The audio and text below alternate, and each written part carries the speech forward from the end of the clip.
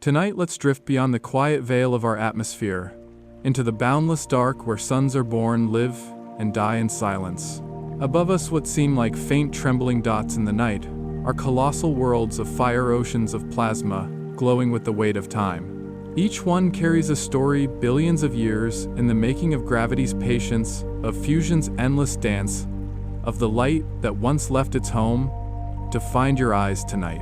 In this calm voyage through the cosmos, we'll visit the mighty stars that shape the universe, from our familiar sun to distant giants so vast they could swallow entire solar systems whole. Their light has traveled across ages to meet us, whispering of creation, destruction, and renewal. So take a deep breath, let your mind quiet, and your thoughts drift freely. We're about to journey into the heart of cosmic fire and discover how even the fiercest light can bring peace when seen from far enough away.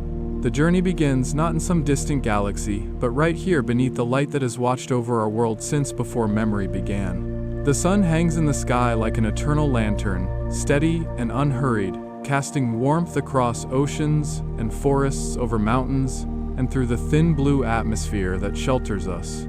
Its light feels ordinary because it is constant. Yet behind that gentle radiance lies a realm of staggering violence and unending creation, a living furnace of fire and gravity that shapes everything we know. Close your eyes for a moment and imagine the sun not as a disk in the sky, but as it truly is, a vast sphere of incandescent plasma, nearly 865,000 miles across, large enough to swallow 1,000,000 Earths. Deep in its core, where pressure is beyond imagination and temperature soars past 27 million degrees Fahrenheit, atoms of hydrogen are crushed together to form helium. Every second, more than 600 million tons of hydrogen vanish into this transformation, releasing torrents of energy that ripple outward through the star's layers. The process is called nuclear fusion, the heartbeat of the universe. It is the same reaction that lights every star, the silent chain that turns matter into light. The energy that escapes the sun's core begins a journey through dense layers of radiation and convection zones, taking tens of thousands of years to reach the surface. What emerges at last as sunlight is ancient yet newborn in darkness, destined to fill space with warmth and color. At the edge of the solar surface, known as the photosphere, the temperature drops to about 10,000 degrees Fahrenheit. Here, churning granules the size of continents rise and fall in slow glowing motion. Above this lies the chromosphere, where spicules of plasma, each as tall as the distance from New York to Los Angeles, leap upward before dissolving into the thin, ghostly glow of the corona. The corona extends millions of miles into space, shimmering with ribbons of light visible only during a total eclipse. The sun does not simply shine, it breathes. Streams of charged particles flow constantly outward, as solar wind filling the entire solar system with invisible energy. These particles travel past Mercury and Venus, brushing over Earth, shaping the auroras that dance near the poles. Farther out, they whisper across the orbits of Jupiter and Saturn before fading into the void beyond Pluto. This wind defines the heliosphere, a vast bubble that protects our system from much of the galaxy's harsher radiation. Scientists have long dreamed of touching that breath, of coming close enough to feel the heartbeat of the star itself. In recent years, the Parker Solar Probe, a spacecraft no larger than a small car, began that impossible task. It dives closer to the sun than any human creation, before enduring temperatures that would melt steel. Shielded by a carbon composite heat barrier, it skims through the corona, measuring magnetic fields and tracing the birth of the solar wind. Each pass sends back whispers of data, a kind of music made of light and plasma that tells us how the sun lives and moves. The sun rotates slowly, its equator turning faster than its poles. This uneven spin twists magnetic fields into loops and knots, building tension until they snap in brilliant eruptions known as solar flares. These flares can release energy equivalent to billions of atomic bombs, flinging radiation through space and occasionally brushing Earth's magnetic shield. When they do, they stir shimmering curtains of green and violet across the polar skies, the auroras, silent reminders of the star's restless spirit. Yet for all its power, the sun is astonishingly efficient. The light that feeds every leaf, drives every wind, and warms every ocean comes from a furnace that converts only a tiny fraction of its mass each year. In its entire lifetime, about 10 billion years, the sun will burn less than 1% of itself. It is the embodiment of balance, fierce enough to sustain creation, steady enough to nurture life. Even now, our planet orbits nearly 93 million miles away, locked in a perfect dance between gravity and motion. Were we closer, our seas would boil. Farther, they would freeze. This fragile distance, sometimes called the Goldilocks zone, is neither too hot nor too cold. A place where water can flow, where life can dream, where thought itself can gaze back at the sky and wonder why. From a human perspective, the sun seems eternal. But stars, like all living things, have cycles. One day, billions of years from now, it will exhaust the hydrogen in its core. The fusion that holds it stable will falter, and the sun will begin to change, swelling into a red giant that may engulf Mercury, Venus, and perhaps Earth itself. Its outer layers will drift into space, creating a delicate shell of gas that will glow for thousands of years, a planetary nebula. The core that remains will shrink to the size of Earth, glowing faintly as a white dwarf, its fire slowly fading into silence. But that ending is not a tragedy. The atoms forged in the sun's heart will one day join the interstellar dust, drifting through space to seed new stars, new worlds, perhaps even new beings that will gaze at their own sun and feel the same warmth we know today. The universe wastes nothing. It recycles creation endlessly. To see the sun is to witness the origin of time itself. Every photon that touches your face began as an act of fusion, long before humankind existed. That same light nourishes the forests, drives the ocean's tides, and paints the colors of dawn and dusk. Even as we sleep, the sun's energy moves through the living world, the heartbeat of a planet turning under golden breath. And when you think of the sun again, remember that its light does not simply shine, it carries history. It tells the story of hydrogen's surrender, of gravity's persistence, of the patience of energy traveling across the abyss. It is both the beginning and the promise of continuity. Above all, it reminds us that warmth and brilliance can coexist with silence. The sun does not demand attention. It simply exists, radiant and unwavering, a quiet giant upon which everything depends. And now, as the golden horizon fades and we drift outward from our star, the light softens into memory. Beyond the comfort of its glow, other fires await, smaller, dimmer, and more mysterious.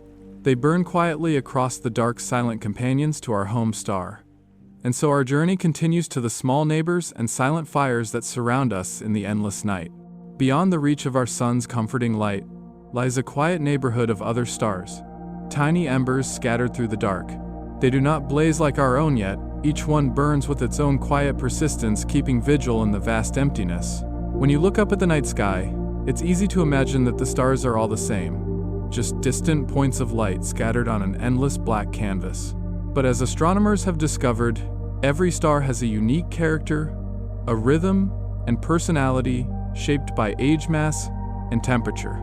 Our sun, bright and middle-aged, is actually something of an exception. Most stars are far smaller, dimmer, and cooler red dwarfs that barely illuminate the space around them. They outnumber all others by an enormous margin, composing nearly 3/4 of all stars in the Milky Way. And though they shine faintly, they burn with remarkable endurance, living not for billions, but for trillions of years.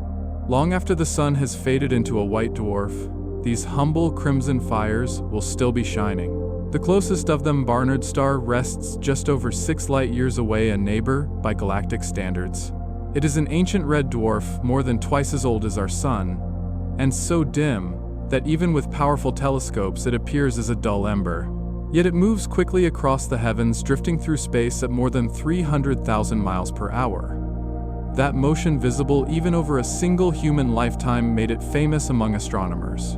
Barnard's star is small, only 1/6 the sun's diameter, and its surface glows at a modest temperature of about 5,400 degrees Fahrenheit.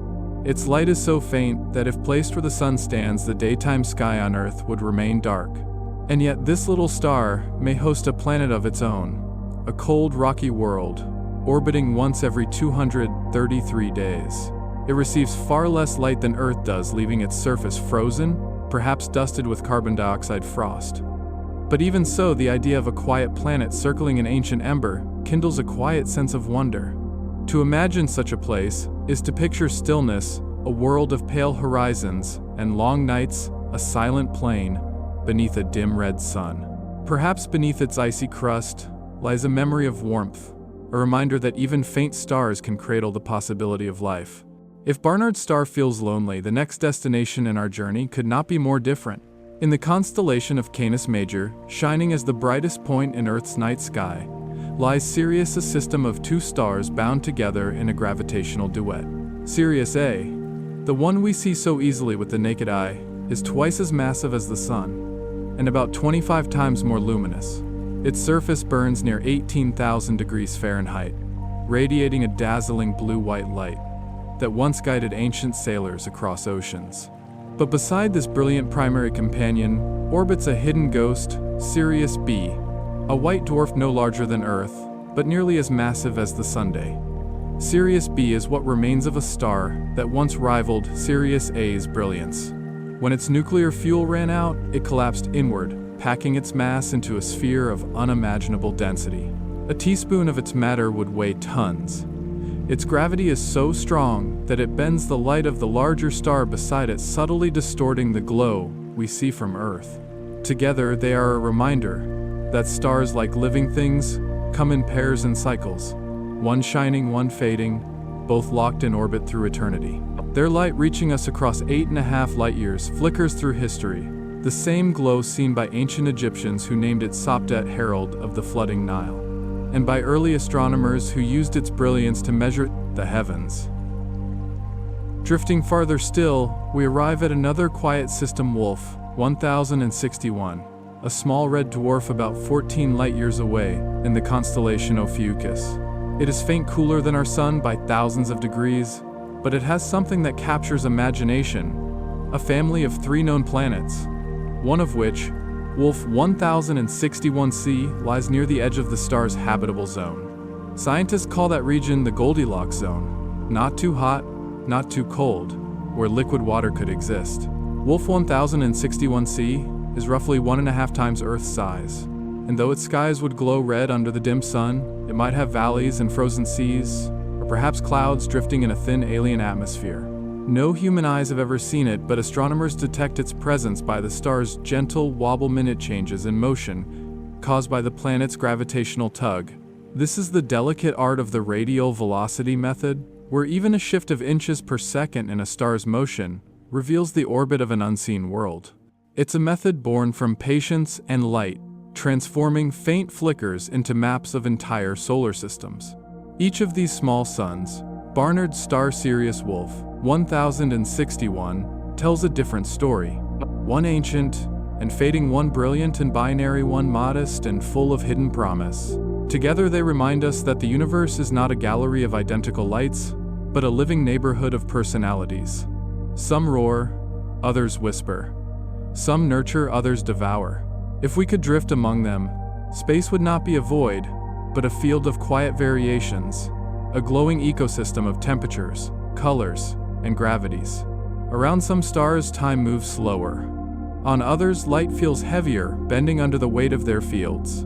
Some flare, unpredictably showering their planets with radiation. Others shine with the steadiness of a candle behind glass. For astronomers, these nearby stars are laboratories of evolution. They show us where the Sun once was and where it may one day go. Red dwarfs like Barnard's burn their fuel so slowly that they have never died in the history of the universe. None has yet reached the end of its life. Studying them is like looking into the deep future, seeing stars that will still exist when galaxies have drifted apart and time has nearly forgotten us. And yet, despite their endurance, most of these faint stars would escape our notice entirely without the tools of science. Seen from even a few light years away, our Sun would appear much the same, a speck among countless others. The thought is humbling and strangely beautiful. Every star, however, small, carries its own system of worlds, each orbiting in quiet precision, some perhaps bearing ocean storms or life. In the last few decades, astronomers have discovered thousands of such exoplanets, worlds orbiting distant stars, found through the delicate dimming of starlight or the shifting of stellar motion. Some are gas giants skimming perilously close to their suns. Others are rocky and cold, circling red dwarfs like silent sentinels. Each discovery reminds us that planetary systems are not rare. They are the rule, not the exception. The Milky Way may hold more planets than stars. And so when we gaze at the night sky, We are not looking into emptiness, but into a field of potential homes. Every point of light could host skies, winds, and seasons of its own. The nearest stars, though dim to our eyes, could shine bright to someone standing beneath them. Imagine for a moment that you are there on one of those distant worlds, looking up into your own alien sky. You might see your red sun rising slowly, bathing the landscape in copper light. The air might hum faintly with charged particles, or shimmer with frost. Your horizon would curve beneath an unfamiliar constellation, and among the faintest points above one of them would be our sun, tiny, pale, unremarkable. A distant fire that once gave you warmth. It's strange to realize that even here, light is the one thing that connects us all. Photons born in the core of one star can travel for eons, crossing billions of miles to land on another world. Light is the true traveler, the oldest messenger. It binds every star and planet into one continuous conversation across time. If you could listen closely enough, perhaps, you would hear that conversation as a kind of music. The hum of fusion in Barnard's star. The faint crackle of Sirius's magnetic storms. The steady low vibration of Wolf 1061, as its planets tug softly against its gravity. Together they would form a cosmic harmony, a quiet chorus, singing of endurance, of persistence, of being. And yet this harmony is surrounded by silence. Between each of these small fires stretches emptiness so deep that it defies imagination. Even light traveling at 186,000 miles per second takes years to cross the gulf between them. It is in that stillness, that silence, where reflection arises, where we realize how vast and connected it all is. These nearby stars are like lanterns, placed far apart in a boundless night. The sun lights our corner of the sky, but beyond it, countless others burn unseen, each a reminder that life and light continue beyond the horizon of our understanding. Soon our path will take us past these quiet embers into the darkness between, toward the unseen medium that fills the space from one star to another. There in the delicate winds of hydrogen and dust, the story of motion and distance continues. For now, let your thoughts rest on the image of those small silent suns, faint and enduring, patient beyond measure. They are the quiet hearts of the galaxy, the whispering fires that outlast even time itself. And now, as our perspective widens once again, we leave these dim companions behind and drift toward the unseen sea that carries them all, the invisible breath of space, through which our own sun sails. Between the stars where darkness appears absolute, there is no true emptiness. What seems like void is instead a vast ocean of invisible motion, a faint ethereal tide made of hydrogen atoms, dust grains, and magnetic fields so delicate that billions of miles can pass before one particle brushes another. This is the interstellar medium, the quiet breath of the galaxy, the sea, through which all stars drift. Our sun, like a solitary ship, sails through this cosmic ocean at nearly 50,000 miles per hour, carrying its planets and comets along inside an invisible bubble called the heliosphere. At the heart of that bubble lies the solar wind, a constant flow of charged particles streaming from the sun's corona. These particles travel outward in every direction, filling the solar system with energy. Beyond Neptune, they mingle with the sparse gases of interstellar space, and finally fade into the greater currents of the Milky Way. It is a strange thought that even in the deepest space there is wind. Not the kind that rustles leaves or stirs waves, but an invisible breeze of plasma, forever moving, forever reshaping the boundaries of our system. The heliosphere, like a protective cocoon, shields us from much of the galaxy's radiation. At its outer edge, the solar wind weakens, giving way to the interstellar medium, a subtle frontier known as the heliopause. Two small spacecraft, Voyager 1 and Voyager 2, built in the late 1970s, have now crossed that frontier. They are the most distant human-made objects ever created, each about 14 billion miles from home. Their journey is a testament to patience. For nearly half a century they have glided through the dark, their faint radio signals still whispering back to Earth. When Voyager 1 crossed the boundary of the heliosphere, it was as if a ship had left the last shore of the sun's influence, entering the true interstellar sea. The region they now inhabit, the local interstellar cloud, is a thin fog of warm hydrogen and helium, stretching for some 30 light-years across. Its temperature hovers around 12,000 degrees Fahrenheit, yet its density is astonishingly low. If you gathered the gas of that entire space into a single cubic inch, it would contain less than a single atom. And yet, on a cosmic scale, This faint material defines the shape and pressure of everything around it. Our solar system has been drifting through this cloud for roughly 10,000 years. Eventually, perhaps within another few thousand, it will move into a new region, the G cloud, a slightly different patch of galactic weather. The transition will be subtle and visible to human eyes, but the instruments aboard Voyager may feel it as a change in the density of particles or the strength of magnetic fields. It is a humbling reminder that even stars are travelers. They do not stand still in the heavens. They wander through the galaxy like glowing ships crossing a slow cosmic current. The Milky Way itself is a great whirlpool of motion. Its stars orbit the galactic center at hundreds of thousands of miles per hour, tracing invisible spirals through time. Over millions of years, the constellations we know will shift beyond recognition, their patterns dissolving into new geometries of light. Between these shifting stars, the interstellar medium acts as both bridge and boundary. It carries the ashes of long-dead suns, carbon, oxygen, and heavier elements forged in the hearts of supernovae, spreading them across space to seed new stars and planets. Every atom of calcium in your bones, every bit of iron in your blood, was once part of such a stellar wind. We are quite literally the dust of ancient suns recycled and reborn. And yet this ocean is not silent. It vibrates with faint electromagnetic waves, with the pulse of magnetic storms and the slow ripples of gravity passing through it. Instruments aboard Voyager record these subtle tones, oscillations so faint that they can only be heard when translated into sound. When scientists play them back, the data becomes an eerie chorus, a low cosmic hum, rising and falling in patterns that mirror the movements of plasma and radiation. It is in a way the voice of the void, the background murmur of creation continuing to unfold. The local interstellar cloud is not unique. It is part of a much larger structure known as the local bubble, a vast cavity carved into the Milky Way's spiral arm by ancient supernova explosions millions of years ago. Those cataclysms swept up surrounding gas and dust, leaving a region of hot, thin plasma stretching hundreds of light years across. Our sun just happens to be floating through one of its gentler pockets. The boundaries of these cosmic regions are not solid walls, but gradual transitions.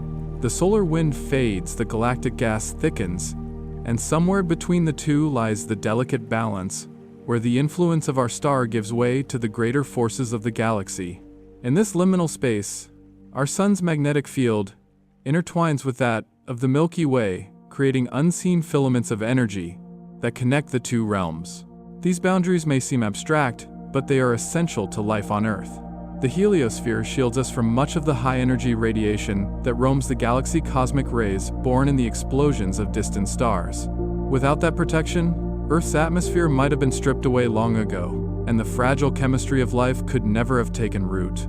The sun's wind, then, is more than a breath, it is a guardian.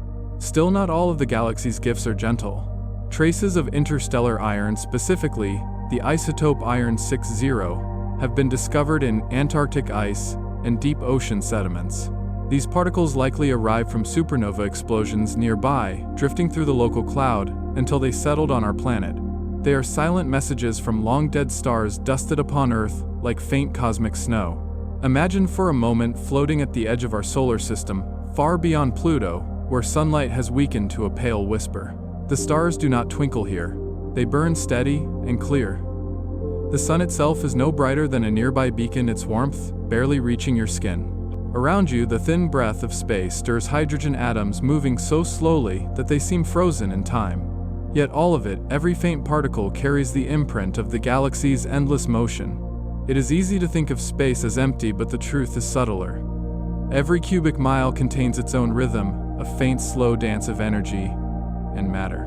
When starlight passes through this medium, it scatters and softens, giving distant nebulae their glowing halos. The very color of the Milky Way in our night sky, the gentle blue-white mist, owes its beauty to that scattering. As the sun continues its voyage, the heliosphere compresses and expands, responding to the density of the interstellar gas around it. In denser regions, the bubble tightens, shrinking the reach of the solar wind. In thinner patches, it stretches outward. To us, these changes are imperceptible, unfolding over centuries, yet they shape the cosmic weather that surrounds our planet. And far ahead, other stars make their own journeys through this same sea. Barnard's star moves swiftly through the current, while Alpha Centauri drifts nearby its twin suns, carving wakes of magnetic turbulence. The galaxy is a living organism of motion, each star influencing the next, each wind shaping the fabric between them. To travel through this realm even in thought is to experience true stillness.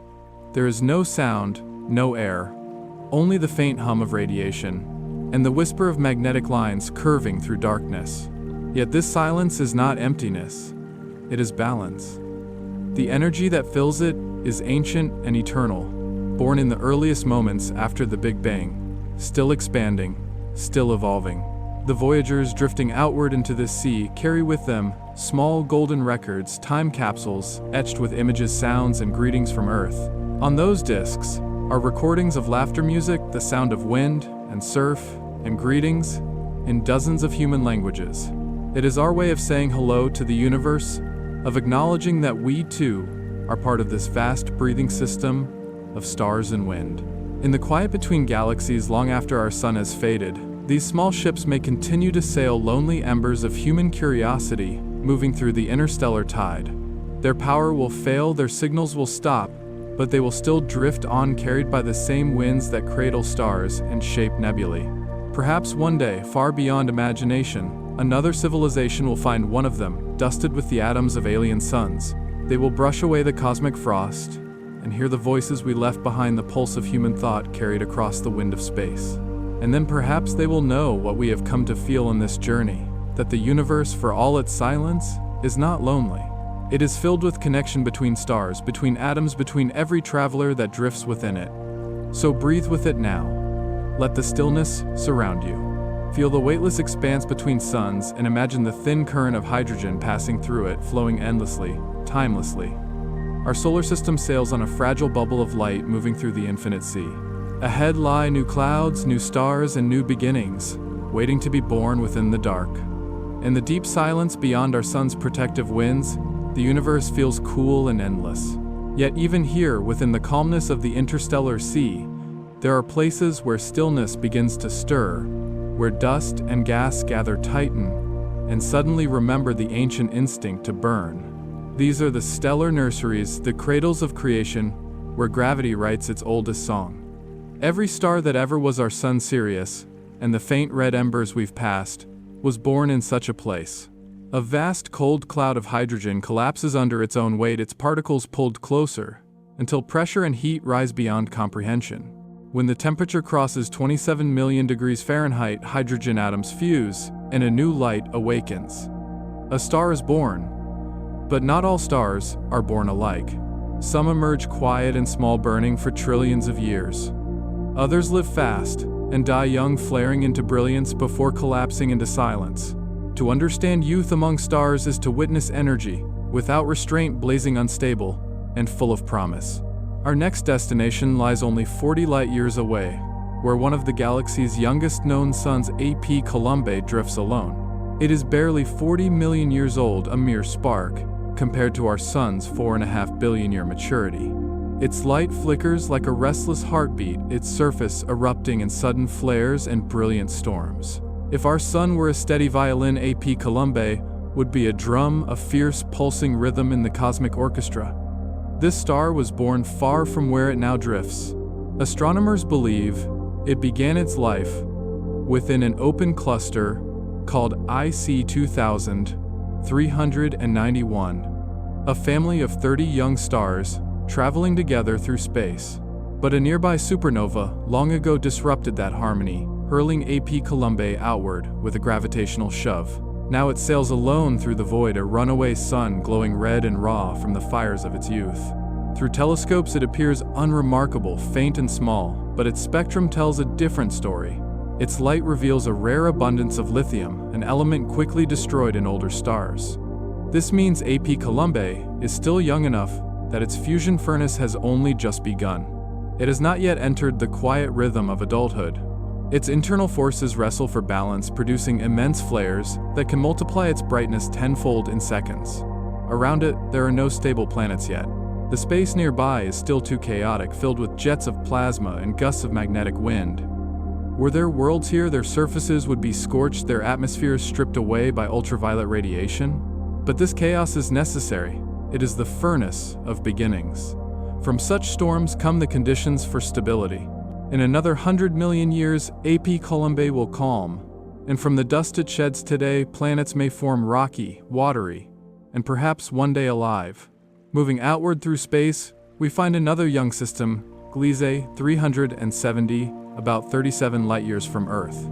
It is an orange dwarf smaller and cooler than our Sun, but already nurturing a world that stirs scientific imagination, Gliese 370b. This exoplanet, roughly 1/3 again, the size of Earth, orbits its star every 54 days, lying in what astronomers call the habitable zone. Its temperature may hover near 77 degrees Fahrenheit, perhaps allowing liquid water to flow across its surface. If it has oceans, they would shimmer not under golden sunlight, but beneath a copper glow, reflecting a sky tinted amber and rose. Days there might stretch long shadows, soft and wide. Nights would not be dark but burnished, with the constant hue of its gentle star. Though no telescope can yet capture its true face, scientists imagine it as a world of quiet seas and shallow, warm waters conditions that once existed on early Earth. In such places, molecules could begin to combine, testing the fragile chemistry that leads to life. Perhaps not now, but someday, when the star grows older and steadier, such potential may blossom. The youth of a star, like the youth of a planet, is a restless time. Gravity, magnetism, and radiation wrestle in invisible fields. Disks of gas swirl around the star like luminous whirlpools, forming not just planets but moons, comets, and asteroids. Over millions of years, collisions among dust grains grow into pebbles, then stones, then mountains, each orbiting their fiery parent in a slow waltz of creation. In these early days, light and shadow coexist beautifully. Jets of plasma stretch from the poles of newborn stars for trillions of miles, painting streaks of fire across the void. In the Orion Nebula, for instance, astronomers have observed thousands of these infant stars, still wrapped in their glowing cocoons, protostars, surrounded by dusty disks that shimmer like halos. These environments are far from peaceful. Shockwaves from nearby supernovae ripple through them, compressing some regions while tearing others apart. The result is a landscape of turbulence and beauty, a cosmic nursery of color and motion, forever shaping the next generation of suns. And yet, amid this chaos, there is order. Every atom moves according to timeless laws, each motion part of a vast choreography. From a distance, the birth of a star looks like a storm. From within, it feels like a rhythm, a heartbeat spreading across light years. If one could stand near AP Columbae, or Gliese 370, space would hum with unseen energy. The surrounding gas would glow faintly, illuminated by magnetic fields, twisting and snapping like threads of light. There would be no air, no sound, only the quiet pulse of radiation and the faint vibration of time itself. Stars like these remind us of our sun's own beginnings. Before it settled into its long calm, it too was a fiery infant wrapped in dust, surrounded by debris that would one day form Earth, Venus, and Mars. The same turbulence that now shapes AP Columbae once sculpted our home.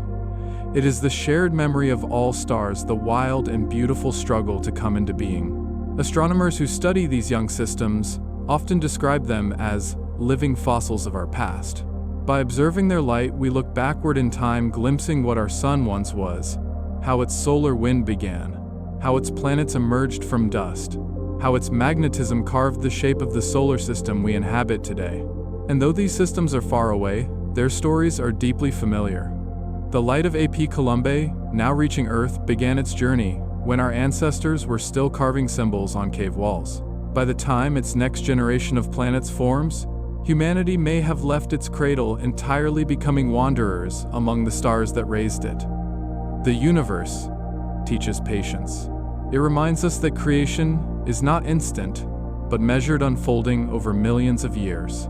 A star's birth, a planet shaping a species' awakening, each is part of the same slow rhythm. To watch a young star is to glimpse that rhythm at its fastest, when gravity and light still dance in wild harmony.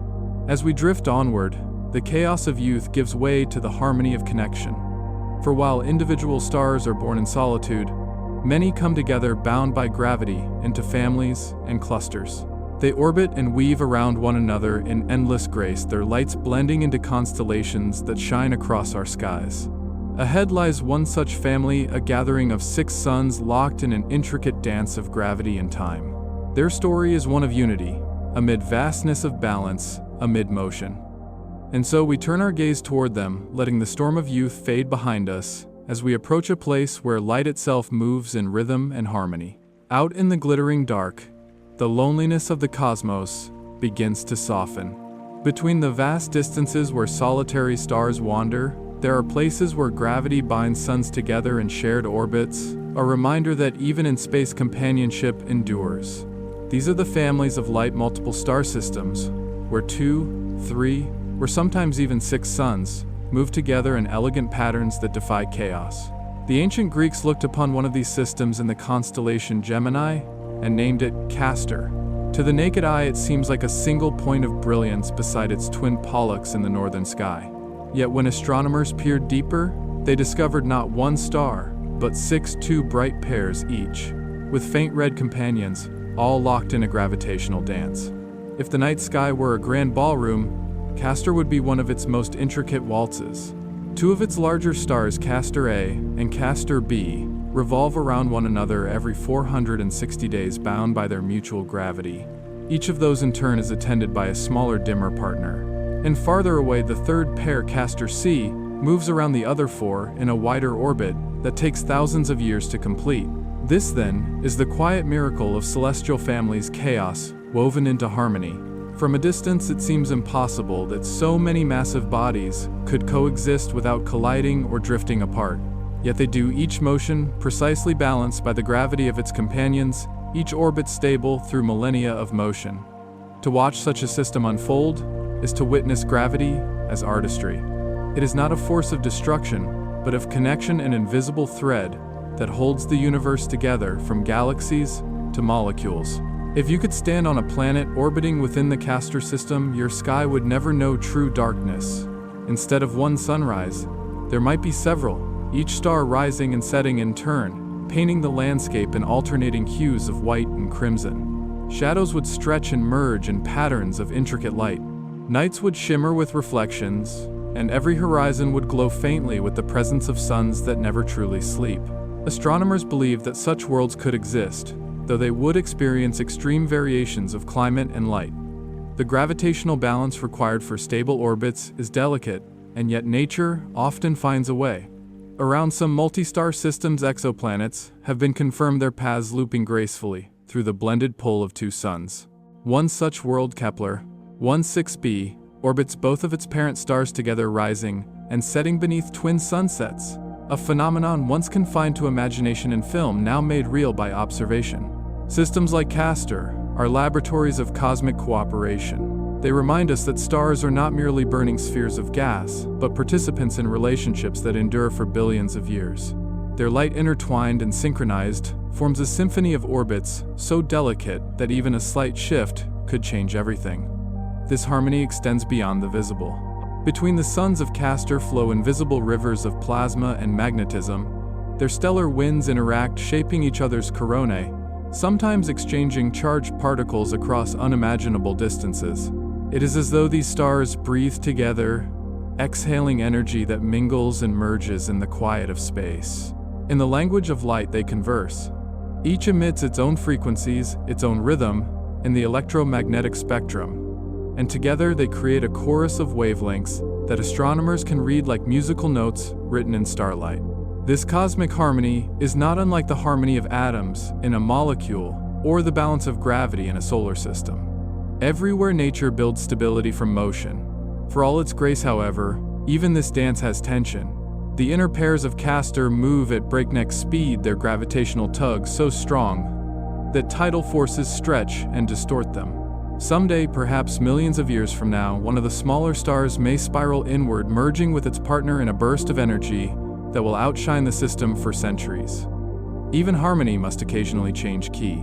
Still, the beauty of these families lies not in permanence but in endurance. For now they remain poised, a living testament to cosmic balance held steady across billions of miles. Their orbits are maps of patience written by gravity and preserved by time. If you could hear them, you might imagine the sound of slow, resonant motion, deep chords struck across centuries. Every revolution, Every pulse of fusion within their cores contributes to a grand rhythm that echoes through the galaxy. And in that rhythm lies a truth both scientific and spiritual, that nothing exists in isolation. Even light, which travels freely through space, carries within it the memory of connection, the trace of where it came from, and of what forces shaped its path. As we drift past the Castor system, the faint music of its orbits fades behind us. Ahead, a new tone emerges, sharper, more urgent, charged with the energy of collapse and rebirth. The stars we approach now are not tranquil families, but fierce and fleeting lives. Wolf-Rayet star is the hottest and most intense of all. If Castor and its kin represent unity and grace, these next stars are the opposite, solitary titans, burning themselves apart, living on the edge of explosion. Their brilliance is unmatched, their existence brief. They are the last notes before silence, the cosmic areas of stars devouring themselves in beauty. And so as the calm of harmony gives way to the roar of power, we leave behind the gentle families of light and drift toward the realm of radiant fire. In the stillness beyond the calm orbits of Castor's graceful suns, the light begins to sharpen. The soft radiance of balance gives way to a fiercer brilliance, a white-hot, untamed intensity that consumes everything it touches. Here, among the most extreme stars in existence, the universe burns at its brightest and its briefest. These are the Wolf-Rayet stars, the titans of stellar evolution, incandescent giants that live fast and die, violently burning through their fuel in just a few 100,000 years. If the stars we have seen so far are quiet heartbeats of the cosmos, these are its wild drumbeats, the last cries before silence. A Wolf-Rayet star is what happens when nature pushes fusion to its absolute limit. Stripped of its outer layers by immense radiation and stellar winds, the core is laid bare, exposing a storm of helium and heavier elements, fusing at unimaginable temperatures. Their surfaces can reach over 350,000 degrees Fahrenheit, so hot that their light tears electrons from atoms, turning entire layers of gas into glowing plasma. The most luminous of these stars shine with a power hundreds of thousands of times greater than the sun, and yet they are vanishing before our eyes.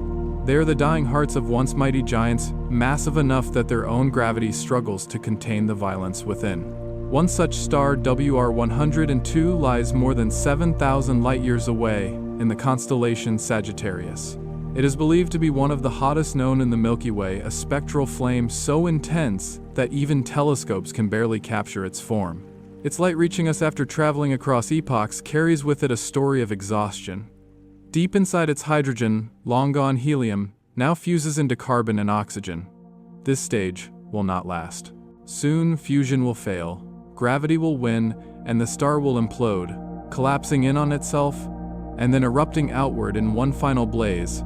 A supernova, or perhaps even a long gamma ray, burst to flash, so powerful it could outshine entire galaxies for brief moments in time. To imagine the scale of such an event is to glimpse both beauty and annihilation intertwined. When a Wolf-Rayet star dies, it doesn't simply vanish, it becomes a forge. The violent explosion creates the heaviest elements known to nature: iron, gold, uranium, scattering them across the galaxy. Every molecule of gold on Earth was once born in the death of such a star. Our planet, our blood, our bones, all contain traces of these cosmic sacrifices. They live within us, still a reminder that destruction and creation are inseparable threads of the same universal pattern. From a distance, these stars might appear calm, a shimmering blue-white point against the dark, but their surroundings tell another story. The space around them is carved into intricate shells of glowing gas cast off by the star's furious winds. Each gust can move millions of miles per hour, sweeping away the surrounding material, like a sculptor's hand shaping invisible clay. Over centuries, these layers expand into nebulae that glimmer faintly, rings and filaments that will one day mix into the next generation of stars. Nothing is wasted. Every atom cast off becomes part of the raw material of the cosmos, recycled endlessly in the grand cycle of burning and rebirth. The sheer heat and power of a Wolf-Rayet star bend our imagination. Its gravity is so immense that light itself must struggle to escape. The radiation streaming outward tears apart any nearby planet, stripping atmospheres and vaporizing oceans. If our sun were to suddenly transform into a Wolf-Rayet, the Earth would be gone in seconds, its rocks turned to vapor, its atoms scattered across interplanetary space. And yet for all their violence, there is something almost tender in the idea that from this fury comes the foundation for new worlds. Astronomers studying these stars use spectroscopic light analysis to decode their compositions, reading their colors like notes in a symphony. Bright helium lines mean the star is young in its Wolf-Rayet phase, while heavier elements like carbon and nitrogen signal that the end is near. Observing them is like listening to the heartbeat of a dying god, steady, furious, and fading. The data we receive is not just light, but time itself, information carried across thousands of years to tell us that everything burns and transforms. It is humbling to realize that what we see now, the glowing gas, the luminous blue, no longer exists as it appears. The light reaching us tonight left the star when humanity was still learning to write, when pyramids were new and unweathered, when no one yet knew that the stars themselves could die. By the time we look up and marvel, WR102 may already have gone silent, its ashes drifting unseen in the black. The cosmos teaches through delay, reminding us that even light, the fastest thing there is, can never quite catch up to the present. Yet within that delay lies peace. The universe does not hurry. It simply continues. Even the briefest lives among stars are measured in millennia. Their deaths are not failures, but transformations, each one opening the way for something else to exist. From the chaos of radiation and gas gravity, we'll gather again, slowly condensing the debris into new clouds, new suns, and perhaps new planets. The same winds that destroy are also those that create. The stars breathe, and through that breath, the galaxy lives. As we watch these radiant titans, a question arises quietly beneath the awe. Why do they burn so fast when others endure for ages? The answer lies in balance. The more massive the star, the greater its gravitational pull, and the hotter it must burn to resist collapse. Its fusion rates soar, and its lifespan shortens. Like a candle burning at both ends, it shines brighter, but ends sooner. A red dwarf may live for trillions of years, but a Wolf-Rayet will perish in less than 1,000,000. The cost of brilliance is brevity. That truth carries an echo for all living things. The universe in its patient cycles shows us that there is beauty in impermanence, that the brightest moments are often fleeting because they must be. Just as a flower blooms and withers, or a summer storm flashes and fades, so too do stars live and die in rhythm with the laws that bind them. Nothing is lost. Everything changes form. And so we drift away from these incandescent furnaces, their light fading behind us into soft glows of memory. Ahead lies the next chapter of this cosmic story, one that brings both majesty and sorrow. For where the Wolf-Rayet stars end, another kind of giant awaits, vast red supergiants nearing their own final hour.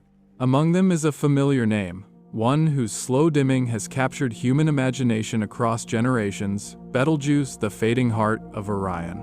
The winds grow calmer as we leave behind the realm of furious heat, replaced now by a deeper, older kind of power, the solemn pulse of a star nearing its final breath. The light changes color, turning from white-blue to red, and with that shift, the mood of the universe itself seems to change. Now, as the last embers of these self-consuming stars dim behind us, we drift toward the great red horizon of the cosmos, where the story of endings and transformation continues. Across the shoulder of the constellation, Orion, a crimson star, glows with quiet unease. Its light flickers faintly in winter skies, a pulse that has captured the attention of astronomers and dreamers alike for centuries. This is Betelgeuse, one of the largest and most luminous stars ever seen by human eyes, a dying giant in the final act of its long, magnificent life. For millennia, it has burned steadily, guiding travelers, inspiring myths, and reminding us of our smallness beneath the cosmic expanse. But now its light trembles, hinting at the end of an age. Betelgeuse is a red supergiant, a stellar behemoth nearing the conclusion of its life cycle. It formed roughly 8.5 million years ago, youthful by cosmic standards, but its enormous mass has accelerated its journey through the stages of evolution. If our sun is a calm and deliberate elder, Betelgeuse is a star that has lived every moment at full intensity, over 17 times as massive as the sun, and up to 800 times its diameter. This colossus would swallow Mercury, Venus, Earth, and Mars, if placed at the center of our solar system. Its surface is not smooth, but a turbulent sea of plasma, with bubbles the size of planets rising and collapsing across its face in slow motion. In late 2019, astronomers noticed something extraordinary. Betelgeuse began to dim rapidly and dramatically. Within a few short months, its brightness had fallen to nearly 1/3 of its usual glow. To the naked eye, it appeared to fade like an ember losing breath. Speculation spread quickly across the scientific world. Was this the prelude to a supernova? Would humanity soon witness one of the most powerful explosions in our galaxy's recent history? Telescopes across the Earth turned toward Orion. Observatories watched every pulse, every spectral shift. What they found, however, was not the herald of death but a symptom of the star's own nature. Betelgeuse, vast and unstable, had ejected a gigantic cloud of gas and dust, an enormous plume that briefly veiled its light. The event was dramatic, but not fatal. It was as though the star had exhaled, covering its own brilliance with the smoke of its breath. By 2021, the cloud had drifted outward, and Betelgeuse's brightness returned to normal. Yet for scientists, the event was a revelation. It confirmed that the star's outer layers are astonishingly dynamic, shaped by violent convection and stellar winds. Huge plumes of plasma, each millions of miles wide, rise from its interior, cool, and then collapse in slow rhythms that last hundreds of days. Betelgeuse is not a steady flame, it is a storm in constant motion, its luminosity and shape changing like waves upon an endless ocean of fire. The star's surface temperature is roughly 6,000 degrees Fahrenheit cool compared to our sun's 10,000. But its sheer size compensates for that relative chill. Even with its lower temperature, it radiates nearly 120,000 times more energy than the sunday. Its glow, visible even through the haze of Earth's atmosphere, is the soft red heartbeat of the winter night. As we observe Betelgeuse, we are looking not at what it is, but at what it was. Its light takes about 650 years to reach Earth, meaning that the star we see tonight is already centuries gone in its current form. It may have already transformed, even exploded, and we would not yet know. This delay, this gentle deception, is part of the poetry of astronomy.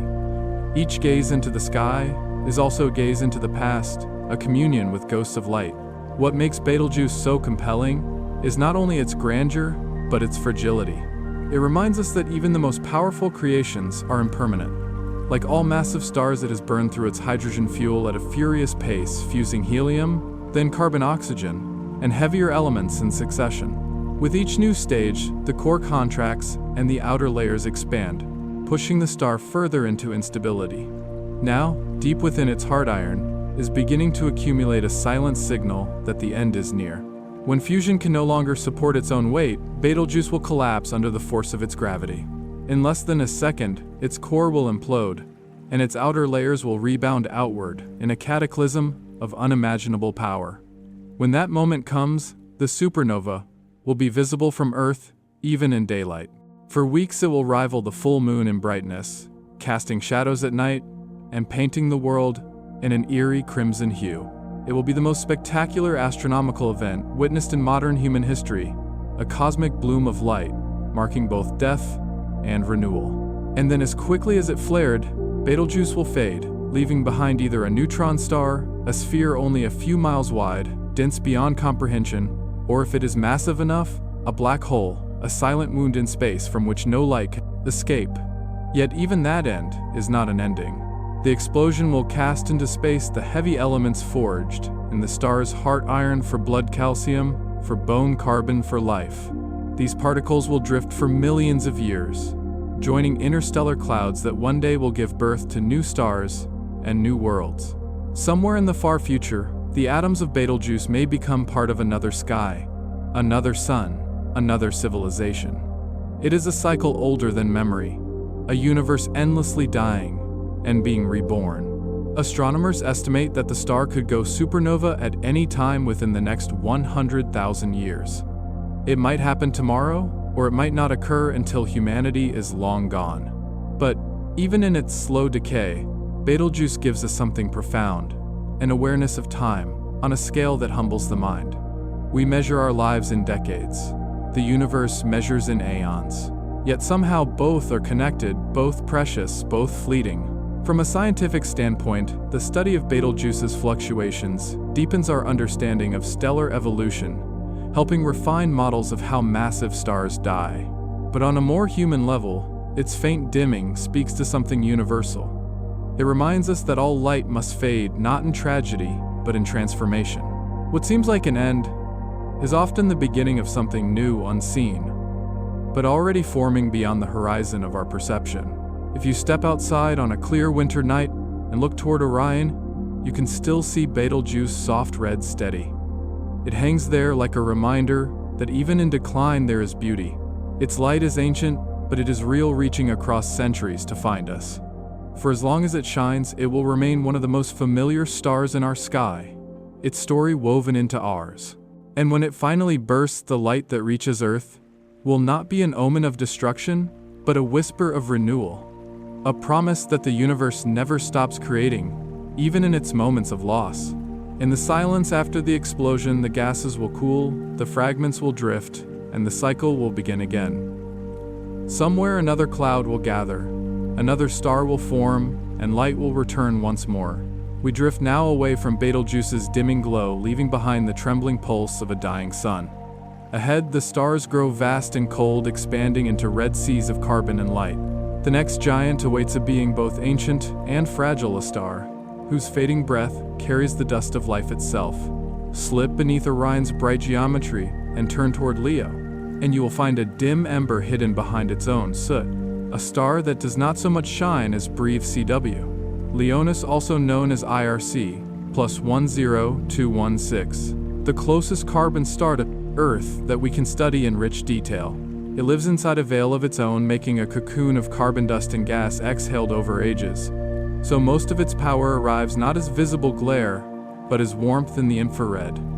A steady heat that announces a life lived in slow unraveling. Hubble's patient eye has revealed ring-like threads billowing outward from the star, expanding arcs that look like the ripples of a long, quiet heartbeat, the sloughed-off skins of a giant in transformation. Lying roughly 400 light-years away, CW Leonis glows a simmering orange at the center of its hazy shell, a lantern seen through smoke. Its changing light records the push and pull between gravity and the furnace within. To understand what we are seeing, we step inside the physics of endings. CW Leonis is an asymptotic giant branch star, an elder sun that has dredged carbon from deep layers up to its surface, tilting its atmosphere toward chemistry that favors soot and complex molecules. Its outer layers are cool for a star, only around 3,700 degrees Fahrenheit. Yet its radius has swollen to engulf a volume vast enough that light emitted near the photosphere filters through miles-deep curtains of dust before escaping. The star's brightness waxes and wanes over a cycle a little under 2 years, roughly 640 days, like a tide in slow motion. That rhythm comes from pulsations that lift and chill the atmosphere until carbon condenses, then fall back inward to warm and thin the shroud again. On average, CW Leonis shines with many thousands of times, the sun's power peaking near 12,000 times in brighter phases, yet most of that energy is caught and re-radiated by dust, which is why the star is so radiant in infrared and so modest in ordinary starlight. The envelope around CW Leonis is not a smooth shell, but a weather system written in carbon knots, whorls, and half-rings, each a fossil of a gust that left the star centuries ago. Hubble images across the last decade show those threads swelling outward like smoke rings that took up residence in space.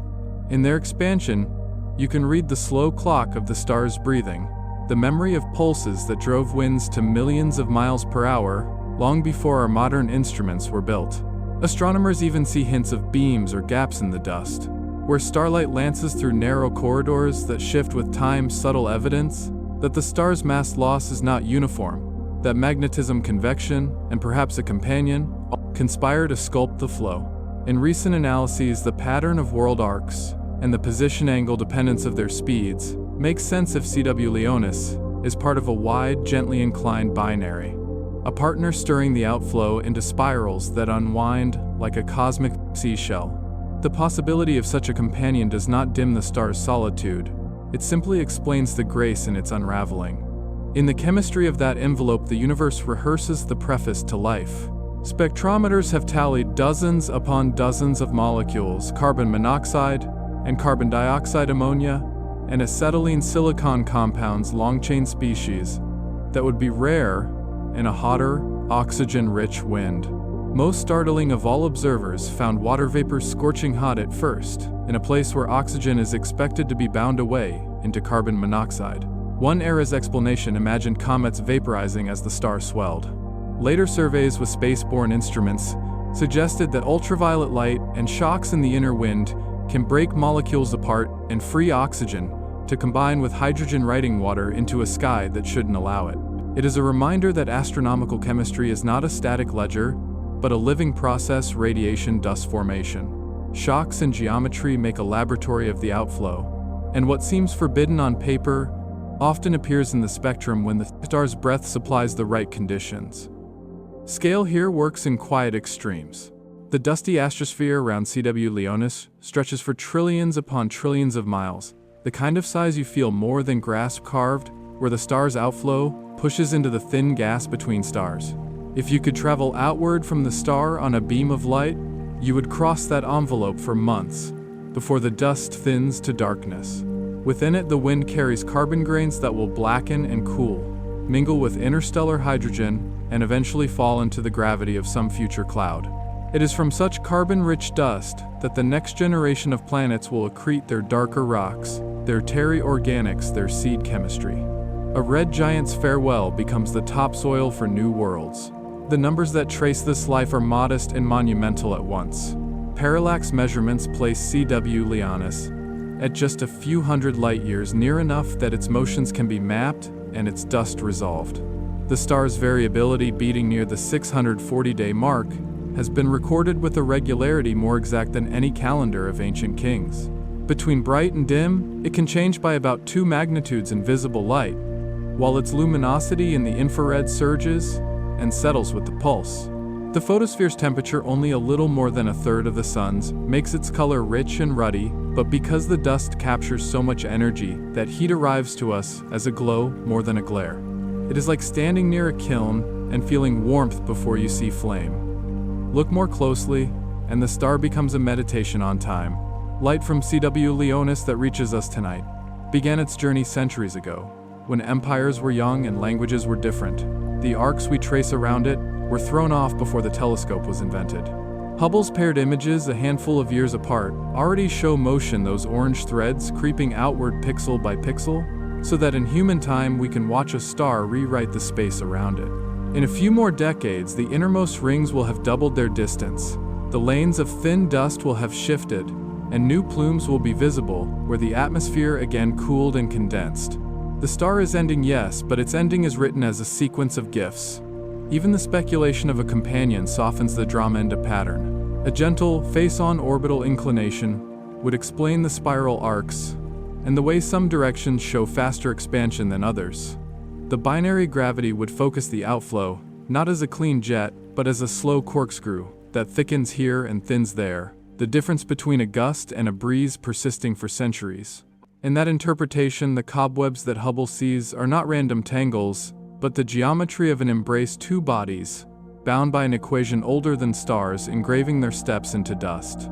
If the partner exists, it will be faint and difficult to isolate against the glare and smoke.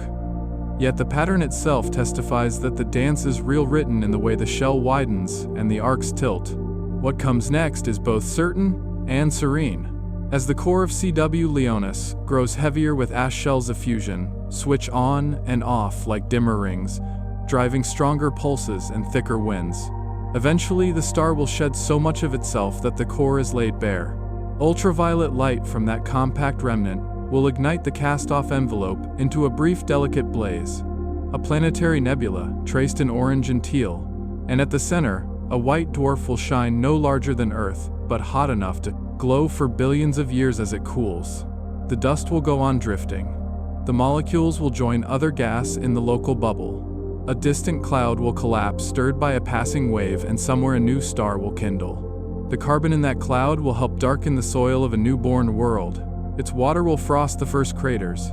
Its complex molecules will wait in the light for chemistry to wake. CW Leonis will be gone. Its work will remain. Stand back from the data, and you can feel the shape of an emotion carried by this science: gratitude.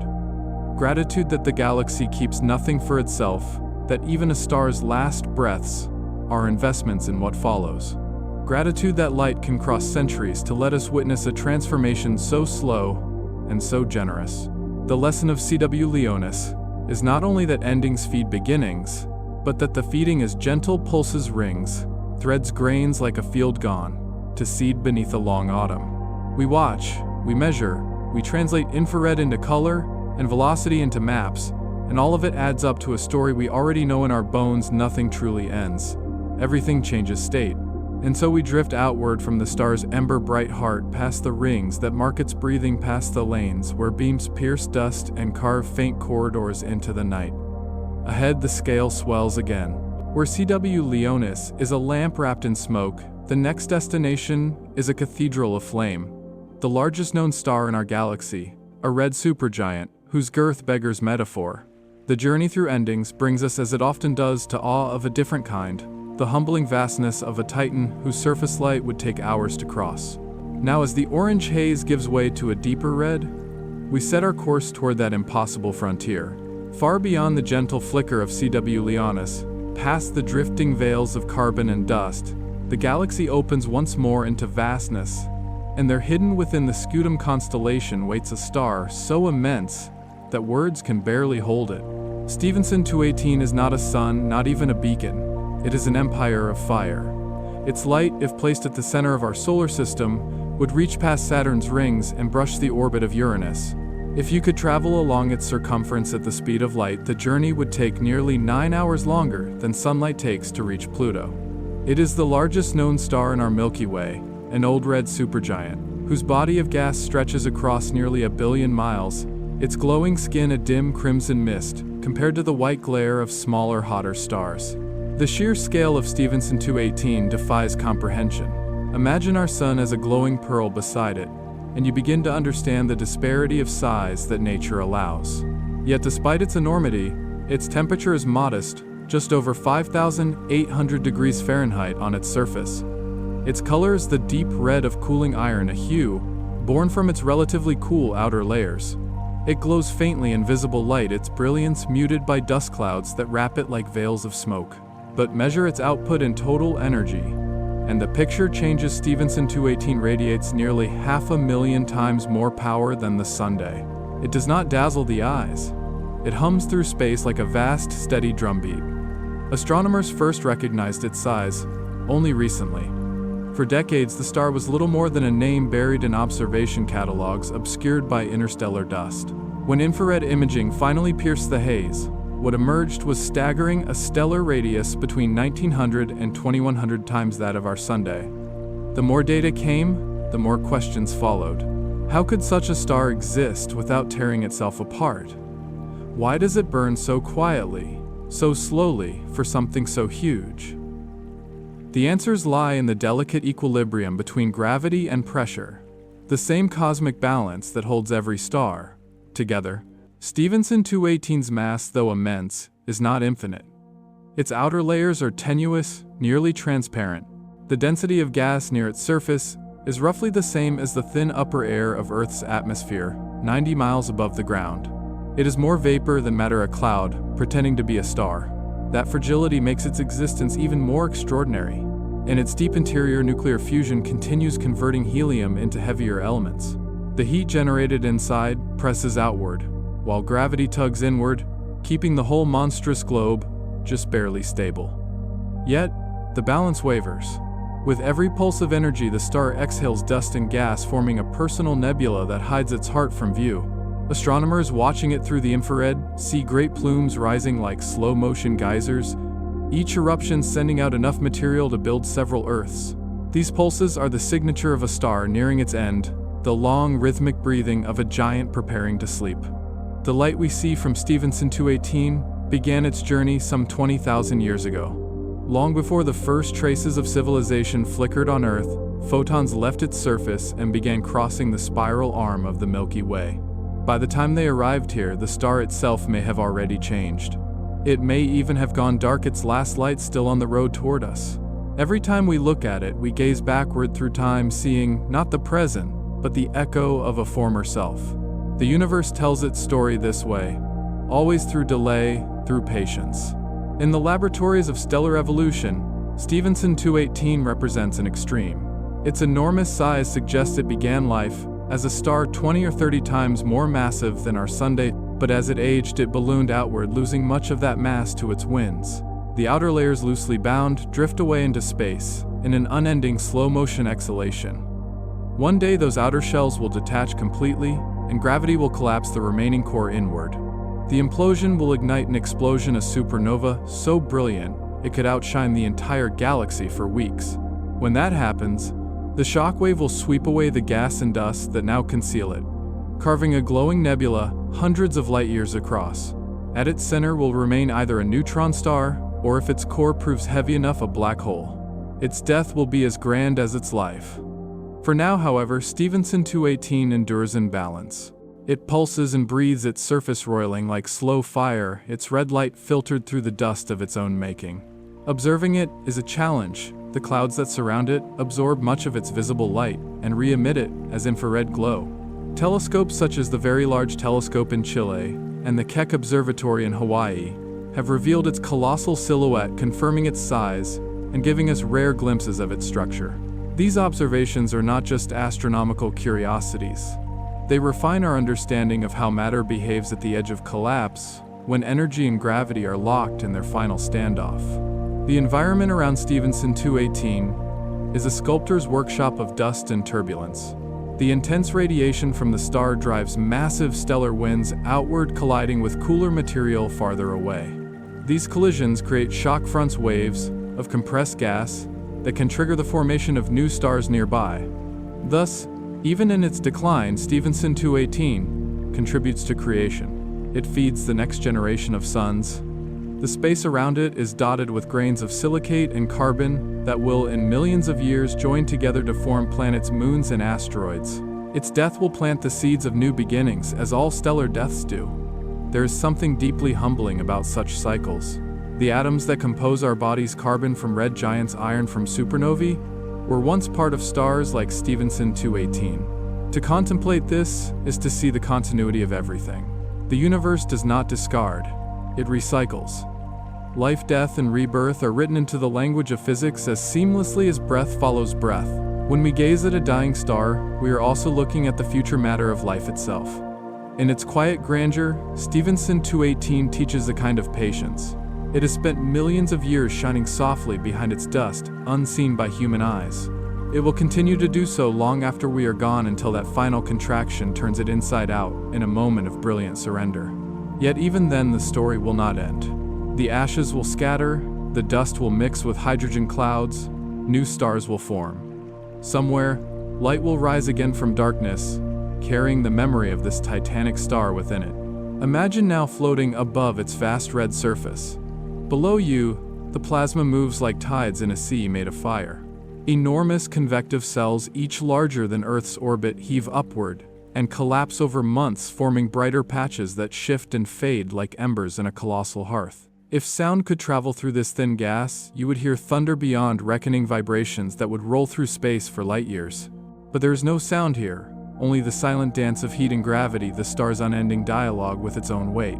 And as we drift farther outward, the scene fades.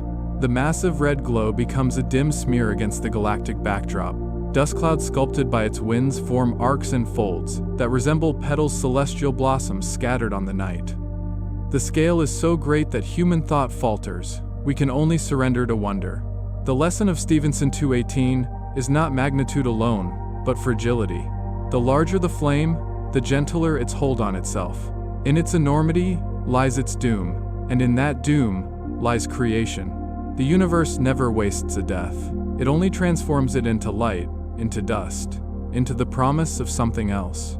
And as the last glimmer of the red giant fades behind us, the path leads onward to the birthplace of stars themselves. For every titan that ends a cradle begins. Ahead lies the Orion Nebula, the cosmic nursery, where the universe's youngest fires awaken. The journey leads us now into one of the most breathtaking regions in all the heavens. A place where darkness and light weave together in a luminous tapestry, where clouds of gas and dust collapse under the weight of their own gravity to give birth to stars. The Orion Nebula, known to astronomers as Messier 42, is the galaxy's nursery, a vast cosmic womb, glowing faintly in the sword of the Orion constellation. It is one of the few stellar nurseries visible to the naked eye from Earth, and even so, what we see is only a fraction of its scale. Within its depths, hundreds of newborn stars ignite every few thousand years, their light slowly cutting through the haze that once hid them. Seen through a telescope, the Orion Nebula is an ocean of color swirls of rose and violet ribbons of emerald and indigo, all suspended within a sea of black. But these colors are more than decoration. They are fingerprints of chemistry, signatures of the elements from which new worlds will form. The red glow comes from hydrogen atoms being ionized by ultraviolet light. The green from oxygen atoms stripped of electrons. The faint purple edges from dust scattering the light of nearby stars. Every hue marks an energy exchange, a silent song of atoms, colliding, absorbing, and releasing photons in a choreography that has gone on for billions of years. At the heart of this luminous cloud lies a small group of brilliant young stars called the Trapezium Cluster, 4 blazing suns, packed within a space only a few light-years wide. Their radiation is what illuminates the nebula, their winds, sculpting its gas into graceful arcs and hollow cavities. These stars are only a few million years old, mere infants by cosmic measure, but already their power rivals thousands of ordinary suns. They are restless and volatile, surrounded by protoplanetary disks, rings of gas and dust, from which planets will eventually coalesce. Each one is a solar system in the making, spinning silently in the dim glow of its parent star. The Orion Nebula stretches more than 24 light-years across and contains enough material to form thousands of suns. Within its cooler regions, dense knots of gas called Bach globules drift in semi-darkness. These are the seeds of future stars' cocoons waiting to collapse. Inside them, molecules gather, density increases, and temperature rises until fusion ignites. To look at the nebula is to see creation in progress, to witness in slow motion the same process that gave birth to our own sun billions of years ago. Astronomers call regions like this H2 regions, clouds of ionized hydrogen, energized by nearby young stars. The radiation carves cavities through the gas, creating vast bubbles that expand outward like waves. As these fronts move, they compress the surrounding material, triggering the birth of even more stars along their edges. It is a chain reaction of creation, a self-perpetuating bloom of light. The nebula then is both the product and the producer of stars, a feedback loop of energy and gravity that perpetuates the life cycle of the galaxy. But beyond its physics, the Orion Nebula is deeply symbolic, a reminder that even within chaos, order takes form. The very turbulence that distorts its clouds is also what gives rise to beauty. The gravitational collapse that threatens to crush it is the same force that ignites new light. In every way, the nebula mirrors the rhythm of existence, growth from destruction, calm, born from upheaval, and light drawn from darkness.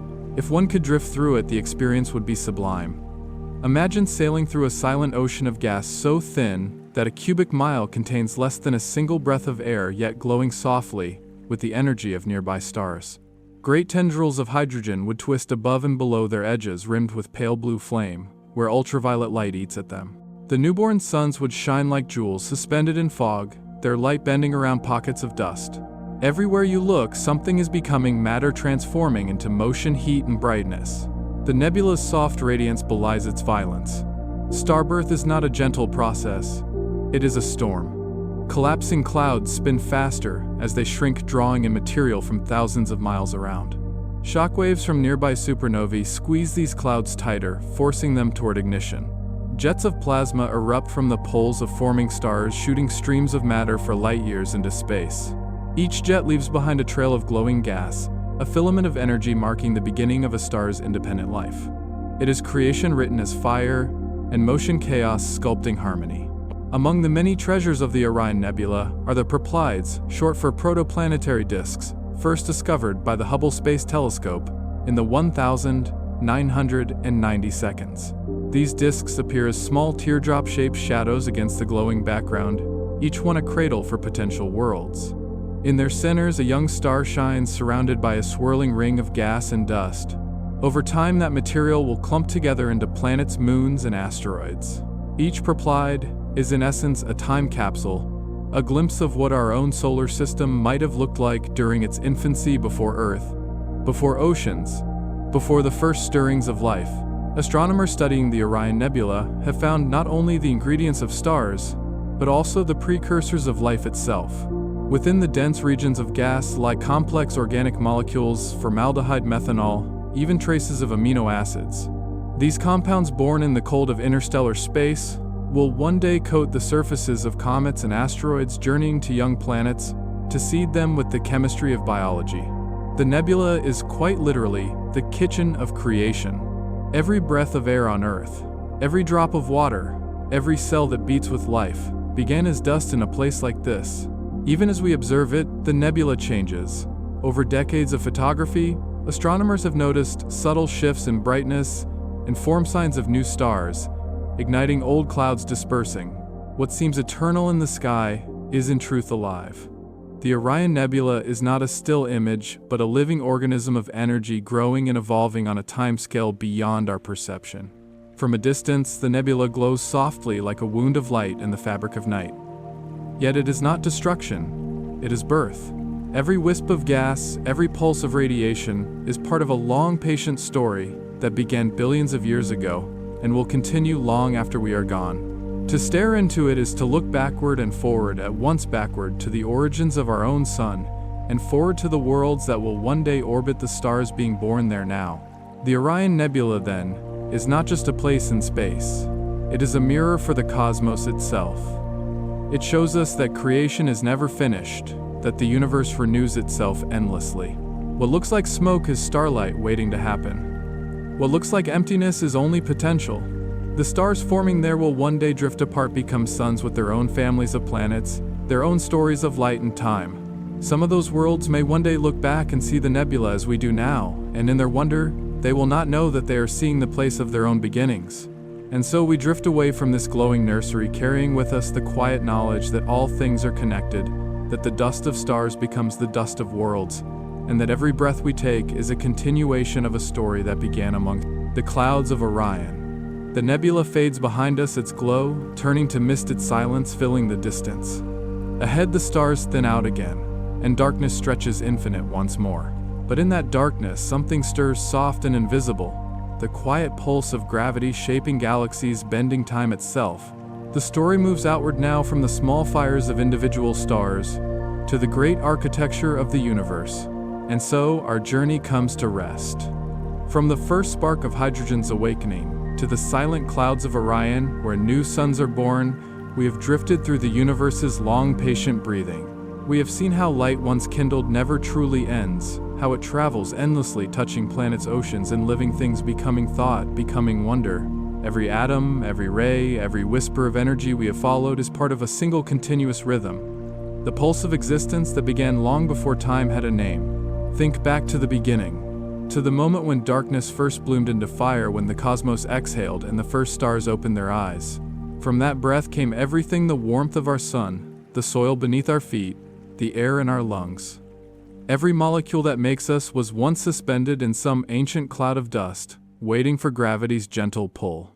In that dust there was already the promise of oceans, forests, and dreams. We have wandered among those dreams. We have watched suns ignite and fade, seen storms of plasma dance across the faces of giants, followed the ashes of dead stars as they became the seeds of life.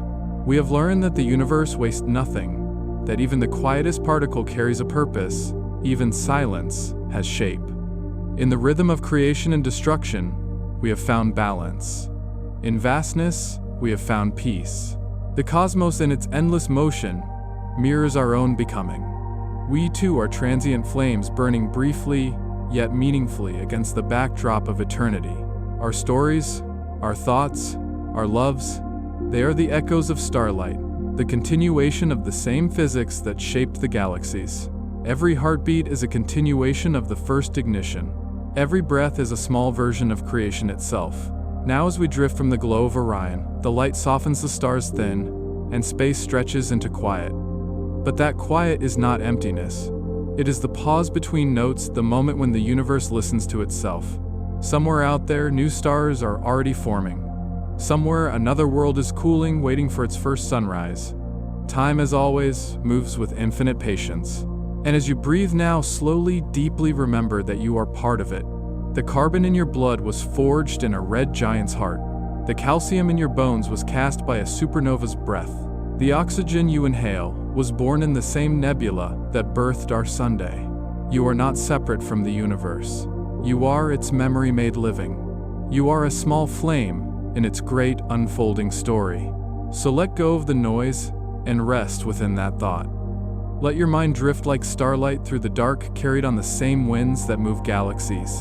The universe is vast, but it is gentle. It expands not with haste, but with grace. It holds you, as it holds everything in quiet equilibrium. And though our journey ends here, the story continues in every dawn, in every night sky, in every breath you take beneath the same stars that watched our ancestors dream. The cosmos does not end. It simply turns another page.